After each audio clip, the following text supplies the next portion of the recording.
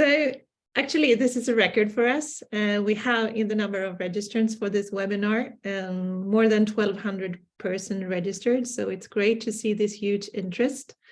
We are not super surprised because we have two big things smacked together in once. We will have the first larger update of the Sin list since 2019 presented today, and it is about PFAS. And PFAS is, as you all know, to say the least, a hot topic. So it's a strong combination, I think. We can take the next slide. So today we will be three presenters, all of us from Chemsec. It is me, Anna Lennquist, senior toxicologist at Chemsec, and I'm also the project manager for the Sin list. I will give you a background and a context to the Sin list and to this specific update. And then we have Ligthart, senior chemicals advisor at Chemsec, and who has been a key person in the development of the Sin list since its very start in 2008. He will go into the details of how we managed to narrow down the PFAS universe into a few hundred substances, how and why we did that. And finally, we have Jonatan Kleimark, senior chemicals and business advisor at Chemsec. And he will talk about what other resources and projects we are working with at Chemsec to help PFAS phase out and support that. And there will be room for questions in the end. So please use the Q&A function here in Zoom, and we will answer it after the presentations. So the next slide, please. So for those of you who are not familiar with Chemsec, we are an environmental NGO. We're based in Sweden, and we have since 2002 worked for reducing the use of man-made hazardous chemicals. We can take the next slide. So we do this in different ways. We are active in the political discussions, following and commenting on the regulatory developments for chemicals. We challenge and support companies to improve their chemicals management, and we offer a number of free online tools to support this transition. We also inform investors about the financial risks linked to use and production of hazardous substances. And we can go to the next slide. A core activity for us at Chemsec is that we coordinate a number of companies in the so-called Chemsec Business Group. And here we discuss all kinds of things related to chemicals management. And actually many of the ideas for the different tools that we have developed originates from discussions within this group. And this is also true for the Sin list, and this is where the idea for the Sin list started from the beginning. So we can take the next slide. So as you're aware, in 2006, a new chemicals regulation was launched in the EU, the chemicals regulation REACH. And with REACH came the idea of listing so-called substances of very high concern on a candidate list. But there were no substances on this list from the beginning, but the process to list substances on the candidate list is quite lengthy and involves that all member states have to agree. So at this time, members of the Chemsec Business Group and also other companies asked us what substances we thought would be targeted under REACH as substances of very high concern. And then we started to do this exercise to use the existing SVHC criteria and list substances on the so-called Sin list. So the Sin list is basically the answer, what substances you need to be prepared for to be ready for upcoming regulations. And the Sin name is an abbreviation for substituted now. So we can take the next one. So since the start, we have had a number of updates of the Sin list to reflect the scientific developments and also the regulations that will follow on the scientific developments. We had a number of different focus over the years, specifically endocrine disrupting chemicals and also persistent chemicals. The latest update in 2019, where we added also PMTs and VPVM and also carbon nanotubes. So it's been a little bit over 3 years since we did the last major update of the Sin list. So we can take the next one. The user base of the Sin list has grown continuously since the start. It is now a global standard for chemicals in its own right and not just as a prediction of the candidate list. And among the sin list users, we find companies, all types of companies, chemical producers, downstream users, chemicals and brands. We find many consultants, regulators, public procurers, environmental organizations, and financial investors. And we can take the next. So today we are adding further PFASs to the sin list. And I think that most of you who listen are aware that the PFAS issue is on the rise, and that the awareness that PFAS is an especially problematic group of chemicals is increasing by the day. The common denominator for all PFAS substances is the extreme persistence, that they do not degrade in the environment, but that they stick around in the environment and in our bodies, and thus the nickname forever chemicals. And we are now in a situation where the levels measured in the environment are coming close to and even overlap the levels where harmful effects are observed in humans and biota. And this has made scientists conclude that we have overstepped the planetary boundaries when it comes to PFAS substances. And we can take the next one. So the sin list is about predicting substances of very high concern, SVHCs. And until now, we have only added substances to the sin list after an individual hazard assessment confirming the SVHC properties. This time, we add substances to the sin list on the basis only that they belong to the PFAS group. So how can we do this? Well, firstly, more and more evidence points toward extreme persistence being sufficient to be recognized as a very high concern.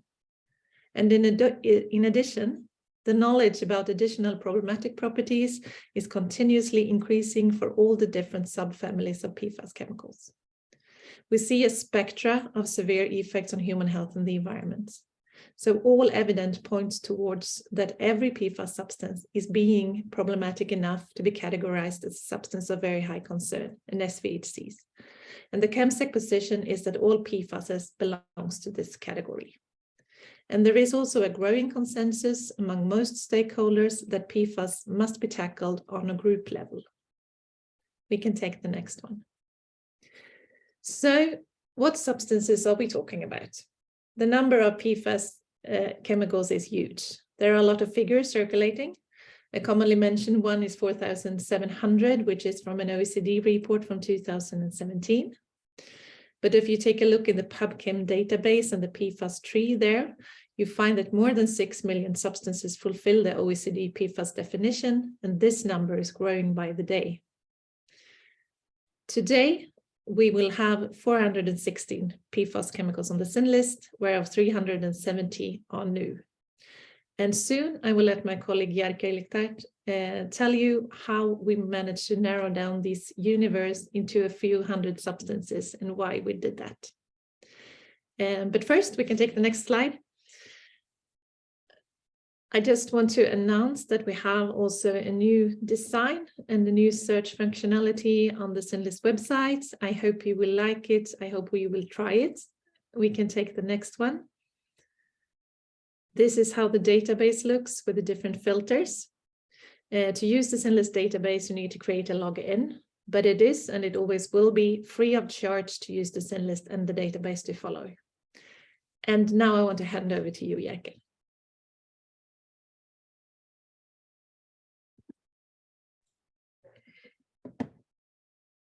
Thank you very much, Anna. As everyone knows, the PFAS universe is vast, and estimates range from millions as found in PubChem to a handful actually being regulated as PFAS. With this update of the sin list, we would like to contribute to this joint effort in highlighting what we believe are the most relevant ones. Next slide, please. As always, with other tools, the aim of this update is to provide concrete guidance and help everyone using the sin list to be able to find the most important PFAS to focus their efforts on in their work to phase them out of processes and products. As a foundation for this work, we've been using the OECD definition of PFAS as published in 2021 by Wang et al. Which ones are then the relevant PFAS? This is to a large extent a philosophical question depending on where in the supply chain you are situated. And our focus is on those that are used in large quantities and are most likely to end up in articles, products, and dispersed processes. For this work, we've used two main sources of chemical registrations and in addition, two sources to find the uses of the selected PFAS substances. In the US, the Chemical Data Reporting, or CDR, they require manufacturers and importers in the US to notify the use of individual chemicals in a public registry every 4 years. This registry, last updated in 2022, was used to find substances with fluoro in the name. This search gave us around 550 potential PFAS chemicals.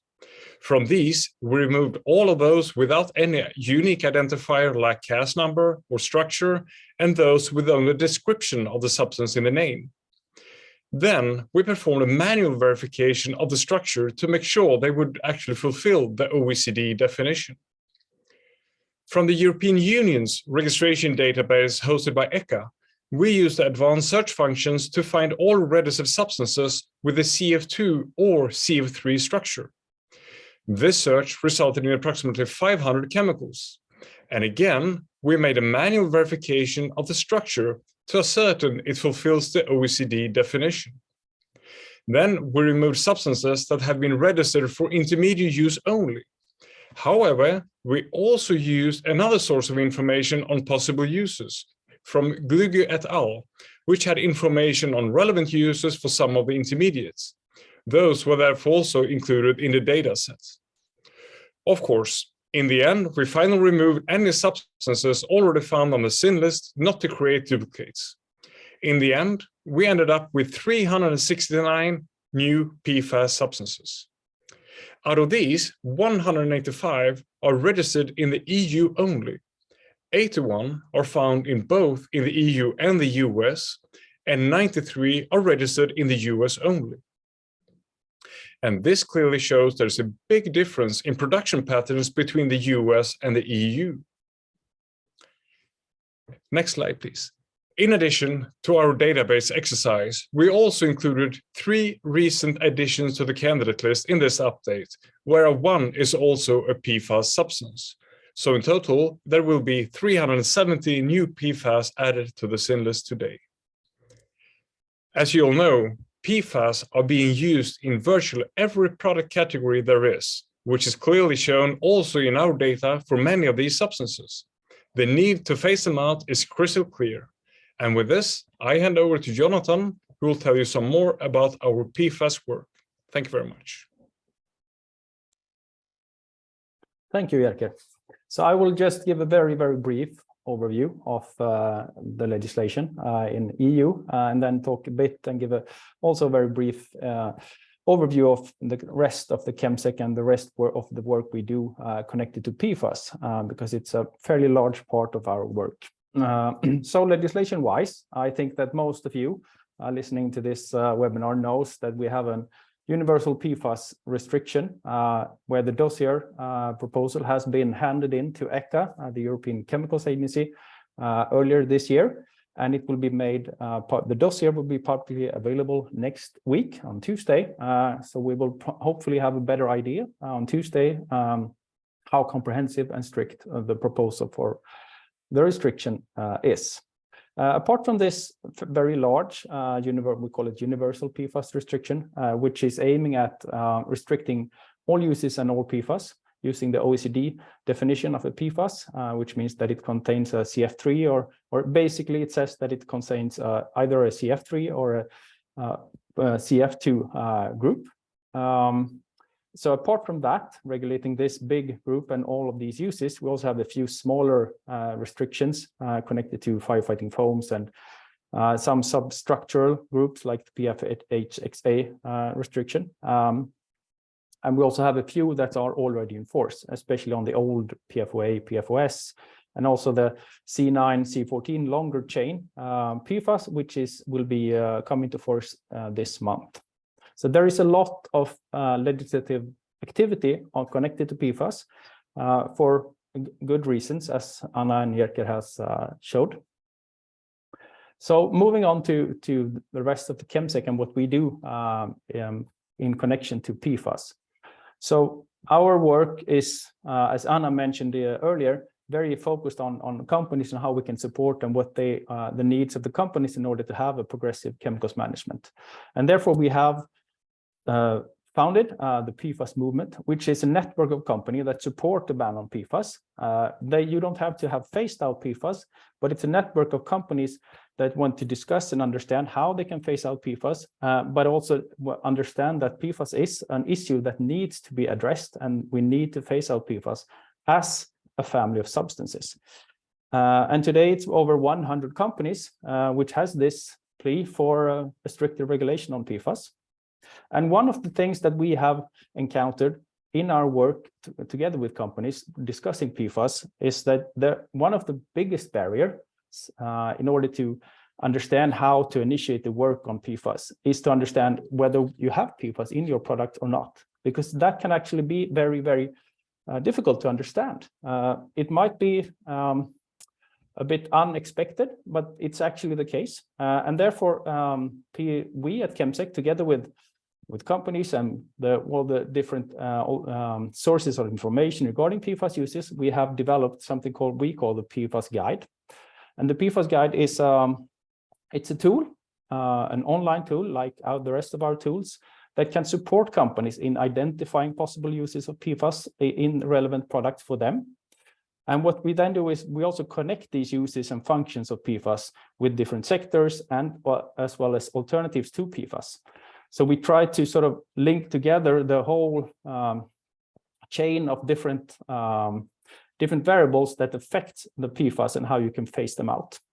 And we also link the Sin list, which we talk about today, with PFAS, and Chemsec Marketplace, which is our business-to-business platform for safe alternatives to these PFAS uses. So not only can you see whether a PFAS is on the Sin list and what is the hazardous properties on that substance, you can also get information regarding alternatives for that specific substance. And the launch of the PFAS guide will be later this month, so in 3 weeks' time, actually, the February the 23rd. So keep an eye out for more information regarding that. Follow our newsletter if you want to get information on when it's launched and how to access the tool. And with that, I will move over to the questions. So I will try to ask the questions, and I think primarily Jerker and Anna will answer the questions. So I think that I will start. Maybe Anna can answer this one.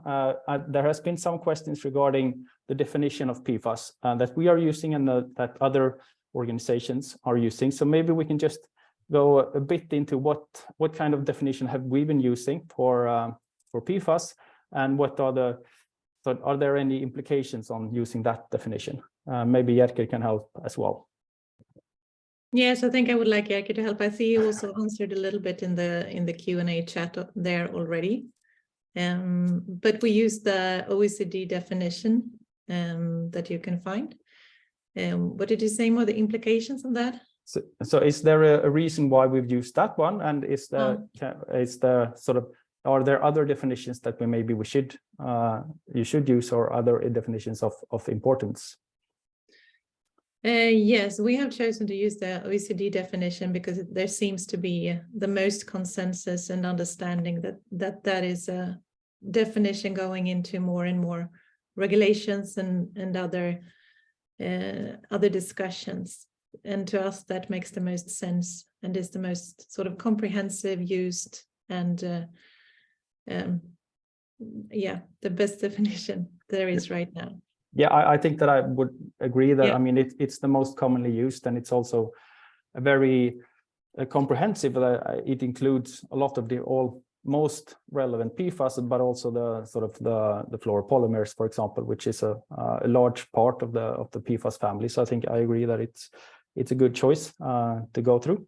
So I'll just answer one question that was will be very quick answer regarding which dossier will be published. So the dossier that will be published Tuesday next week is the dossier connected to the PFAS restriction that 5 member states have written and it's submitted to ECHA.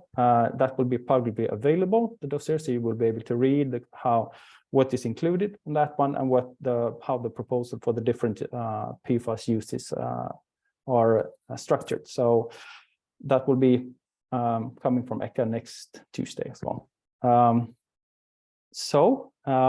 I see that there has been a lot of, or several questions regarding fluoropolymers and if they should be considered a part of PFAS. Maybe Anna can comment. I can follow up and help you with a reply, but maybe just from a sort of a hazardous properties and toxicological view, can we say something about the fluoropolymers in connections to PFAS as a family? Yeah, I know there has been a lot of discussion, both considering F-gases and the fluoropolymers, whether these should be included in a PFAS definition and in a PFAS restriction and so forth. I'd say there are many scientific studies lately showing that there should be, that they share the same type of hazardous properties, they share the same type of persistence, and even if they do degrade, they degrade into other PFAS chemicals. So for us, it's been obvious that these should also be included in the so-called PFAS family and the PFAS group and are part of that. And do you want to say something more there, Jonatan? No, maybe Jerker will have to correct me, but since the polymers today are not registered within REACH, that means that none of the fluoropolymers will be included in the update of the SIN list. Is that correct, Jerker? Yes, the problem with polymers not being registered means that we do not know exactly which polymers are on the market. And registration of polymers is part of the REACH revision, and hopefully that they will be included in the future. In our exercise that we're doing to selecting these substances, we're looking at registered substances in the EU and US. So if the substance as such has not been registered, it has not been included in this update. But we are well aware that there are many different applications and for fluoropolymers, and I would find it very interesting to include a number of fluoropolymers in the future. But right now we don't have any plans with regard to that. Thank you for that. So I also see we have a few questions regarding testing and methods for that. So maybe I can just comment on that. I mean, I don't think that this webinar is focusing on that aspect of the PFAS. I'd just like to add that, I mean, testing of PFAS is, of course, it's problematic because it's so many different substances. I mean, we have now added a subset of PFAS to the SIN list, and that's still over 400 substances. So it's problematic to test for that. And it's hard to sort of recommend a specific method, but what we usually say is, I mean, total organic fluorine will show an indication if you have a PFAS. And then, of course, if you're interested in understanding exactly which substance it is, you need to use other methods. But that is a way, if you have a product or a process, it's an easy way to understand if you have a problem. So I think I would recommend to start on that end, and I think that we can probably have or will have other webinars and other discussions regarding testing of PFAS in connection to the PFAS restriction proposal, which I assume will try to handle that question as well. And I just chip in there with regard when it comes to textile applications, then often it's possible to test for a reduced set of marker substances, which are in principle always present in any PFAS formulation for textiles. So there's a reduced set of maybe 10 to 20 PFAS substances, which can be analyzed individually and with a very low detection limit. So therefore, that is also possible, but I know that is possible for textile. But as a general, I would agree with Jonatan that it's the total organic, which is the most interesting one. Thank you, Jerker. So maybe there is one interesting question that I would like to get an answer on. So maybe both of you can answer that one. Is there much support for phasing out PFAS from the chemicals industry? Yeah, that's a really good question. I think there are a number of large research projects, EU funded and other, that look into alternatives and substitution of PFAS. We know there are a number in Sweden, and we know there are also a number of them internationally on an EU level. So there is definitely support and funding for research into alternatives. Definitely. And just looking at, for example, 3M came out last year and saying that they will phase out a complete phase out of their PFAS production. So there is movement also in the chemical industry of reducing the PFAS, and I think that's a very very good thing that it's happening, definitely. Yeah, there is aside from support, there is definitely a great push on the chemical industry to move away from PFAS. Customer companies are asking for alternatives. Insurance companies do not want to insure a facility producing PFAS because of the unpredictable and very, very high costs for remediation that follows. So I think there is both support on alternatives, but there is also a huge push to move away from these chemicals. And we have a question there: to what extent should industry be driving the change, and how much should be implemented by regulators? I think this is definitely something that should happen in tandem, because industry, they have to move, because the regulators are moving. If there wouldn't be a regulatory pressure, few companies would actually change. So it's not either or; it's both ways. They both have to, both need to happen. I agree. I also see that there is one interesting question. So do you foresee to take the same approach for other types of chemicals group for the sin list in the future? For example, I would assume like bisphenols. Is that something you are looking into? That is definitely on our radar, and that's definitely something that has been cooking for a long time in the discussions. We don't have anything in the pipeline yet, but that is definitely a clear development in the future for the sin list, as it is also for the regulation. So this is definitely a direction where things are heading. I think the PFAS is the clearest case, where there is most consensus, and also where the main property is very clearly shared in this group of chemicals. So it's a clear case to start with. But it's definitely so that we need to tackle chemicals on a group level, that we cannot continue doing this one by one. So this is the direction we're heading. Thank you. So there are a lot of questions. I will try to, we will answer as many as possible, and then we'll see if we will get back to you if we don't manage to answer all of them. So I will take them. So I have one which I also is a bit interested in. So how worried should we be as consumers regarding PFAS? Yeah, I prefer that you should be a little bit angry before being very much concerned. I think it's outrageous, actually, that we are in a situation where these compounds have been allowed to be produced and used very unrestricted for a very long time.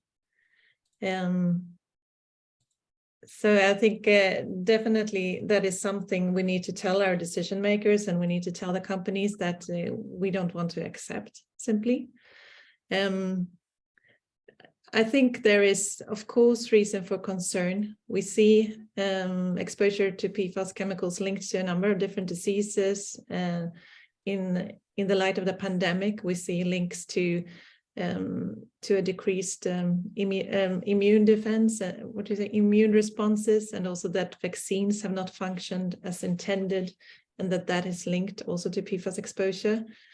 But I think as an individual, it doesn't help much to be extremely worried, and it's also very difficult to say what could happen sort of in your life. But instead to take that worry and try to push our decision makers and use the consumer power when we buy things to ask for alternatives without PFAS chemicals. Good answer. So maybe, sorry. So maybe as a follow-up on that question, it might be interesting to talk about, I mean, in many cases, we hear that PFAS or specific or certain PFAS is essential for some of the products that we have. So we need to keep using PFAS. So it would be interesting to get a comment on that, and how do you see the essential use of some PFAS, and how can we deal with that in the future? Yes, I think that this is a very interesting topic, and I think the essential use concept is very interesting and definitely a way forward when it comes to regulation of chemicals. It was proposed initially to be used for the PFAS family, where it makes very much sense. Now we don't know if that will really happen, as the restriction, the broad restriction on EU level is soon to be published, the proposal, while the proposal for how to use the essential use concept is sort of lagging behind a bit. But I think it's definitely a very good way to tackle very hazardous chemicals, and to, at a first instance, avoid them wherever possible. And then at a second instance, really look into where are they necessary in terms of being critical for health and society. So that way, of course, we might need to keep using them, but to use this in a much more controlled and justified way than we're doing right now. And that's what the essential use concept is about. And that is also a little bit how REACH is working already, and how the sin list is, and sort of the context of the sin list, that substitute as far as possible. And if there are specific applications where it's not possible, and where the benefit sort of outweighs the risk of keep using these chemicals, you can get an authorization to keep using them. But that should be for very, very specific uses, limited amount of time, and also while looking into alternatives. And I think that's true for all the chemicals on the sin list, that there may be cases where use is justified, but then you also need to go the extra mile to justify that. And by that, not stop looking into substituting them. Yeah. Yeah, I completely agree. But I would just like to add regarding alternatives. I think that if we look at I also saw that there were some questions regarding alternatives and where we find them and things like that. I would like to comment on that, because I think as most of you probably know, we need alternatives in order to be able to phase out. And for the PFAS, what we see that there's a spread of sort of awareness of the PFAS issue, that some sectors have been more aware about PFAS, and that hence there are more alternatives in that sector. But what we also see is that when we get the awareness, what we see now when we've had this sort of legislative action going on PFAS, that there are a lot of alternatives that are coming. We see also there is a lot of focus, there is the research, a lot of companies that understand that they need to focus on this. And this will, of course, give a lot of alternatives. And we already see that we can fill many of the gaps and see that there are alternatives, many of the uses of PFAS. So I think, if we're looking at, with the essential use, that is a great concept, but we also see that with sort of the threat of legislation, we will get more alternatives, and we will be able to phase out PFAS. And when we have many companies, many organizations are phasing out PFAS, we will also see a lot more alternatives coming. So I think from the alternative point of view, I think that the PFAS, I think we all will admit that there are some uses where we don't see that there are viable alternatives today. But I think in 1, 2, 3 years, we will see a lot of new alternatives coming, which will solve these issues. Maybe not all of them, but many of them. And as Anna said, we will still maybe not solve all of these questions, but we need to reduce the use of PFAS in order to, they are forever, and they don't degrade. So we need to stop and to reduce the amount that we emit into nature, into our bodies. Can I just jump in there as well? Because I see there are very many questions about alternatives and substitution and so forth. So the sin list is firstly about identifying the problematic ones and to communicate them in the supply chain, and that we need a phase out. But then, as you also went through, we have other resources at Chemsec that looks more into substitution, as the PFAS guide that we will be launching in 3 weeks from now, exactly the 23rd of February. So there you will find much more information about where, in what type of products you can expect PFAS, how to go about with testing for PFAS, how to communicate this in the supply chain, and where to look for alternatives. And when it comes to alternatives, we also have, since before the Chemsec marketplace, where companies that produce alternatives to hazardous substances can can advertise their products and present them a little bit so that you can get in contact with the companies looking for alternatives, and companies producing alternatives can get connected there. And we will also continue the work with PFAS and look more into alternatives to PFAS, and are very happy to receive information from any of you if you have, so that we can also fill the marketplace with the alternatives. Thank you. There's been one question regarding a clarification for Jerker, I think, regarding the numbers of PFAS that you noted from EU and from US. So maybe we can just repeat those numbers so we can see how many we started out with. I think that's what the question is about. Yes, certainly. The number of PFAS we started with from the CDR registry was 550. And from the EU registration was 500 approximately. Then the total number of unique substances that we added now to the SIN list was 195 coming from the EU, 81 found both in the EU and the US, and 93 are only manufactured in the US. So those were the numbers that I showed before. And I think that you also commented on that there was a difference in what types of PFAS. Have we looked into sort of what the big differences in production or in use seem to be between EU and US, or have we not? No, we have not been able to look into that. That would be a huge task to dig in even more into the details, unfortunately. Yes, I would also like to clarify, because I see that there are still questions coming in regarding the fluoropolymers and PTFE. So as we pointed out earlier, the fluoropolymers will not be a part of this update of the SIN list, because polymers as such is not registered within the EU, so they will not be included in the numbers that Jerker mentioned just now. But we will most definitely in the future look at that. I think that's one of the things that we will look into over the coming years, especially with when we see how the PFAS restriction will work out regarding fluoropolymers, because I think it's important to sort of point out that fluoropolymers is a very, very huge use, and it has a lot of different uses and functions within a wide range of different products. So it's important to look at that and to make sure that we use them when they are necessary, and we don't use them when they are alternatives. But I think especially for the PTFE issue, I think we still lack a bit of an overview of an understanding of how vast the use is. So that's something for the future, and also something that we will look a bit at the PFAS guide, for example, where we will have PTFE will be included, and of course other fluoropolymers as well. Yes, so many questions, so it's a bit hard to follow up with them. But I see, Jonatan, there is a question about the upcoming restriction. If you could give that just what it means very shortly. Yes, I can try.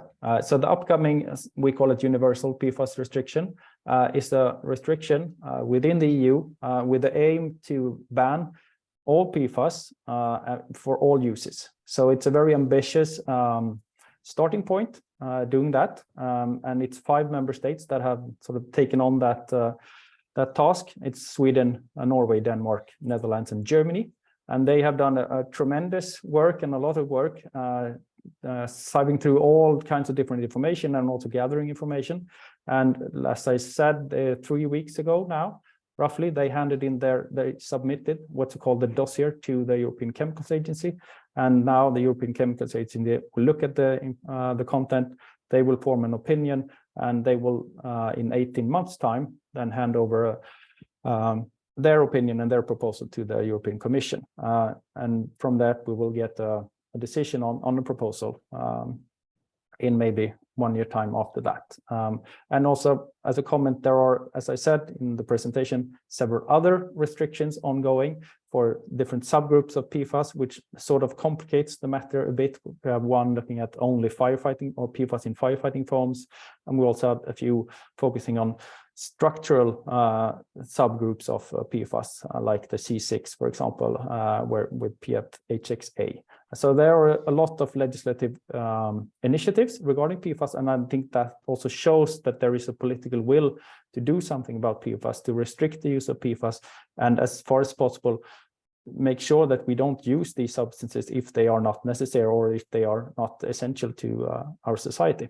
So I think that was, maybe if you want to fill in, please do, Anna. No, I think that was a good answer. One question I see here that I find a bit interesting is the connection to the REACH restriction roadmap, which lists the upcoming and the planned restrictions for EU and for REACH.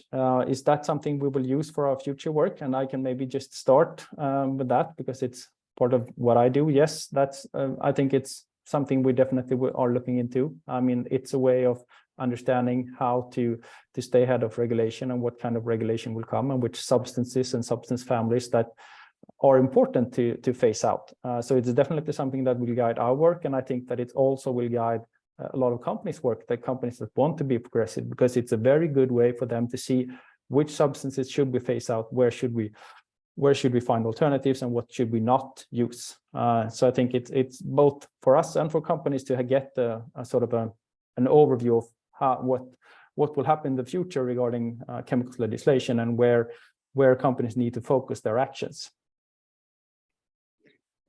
So we have 1 minute left. I would like to ask Jerker a question, and that is, what will be the impact of this on ChemScore? I think the impact will be quite substantial, actually. We haven't really dug into the details of how it will impact the scoring. But looking at the data, gathering it, it seems like there is quite a few companies producing a lot of PFAS substances. And this, of course, since it's persistent, it will take a large toll on their score in ChemScore, definitely. So I think the impact will be substantial for a number of companies. Thank you. So we are up with time. It's been really nice that so many attended. We received 84 questions, so we did not answer them all. We tried to group them a little bit. We will look into them and see if we can come back some and put some of these into the Q&A section that is already there on the SINList website about this update, and so we could fill it up with a few of these. So thank you very much for your time, for your interest. If you have questions, you can also email us, and see you soon on the PFAS guide launch.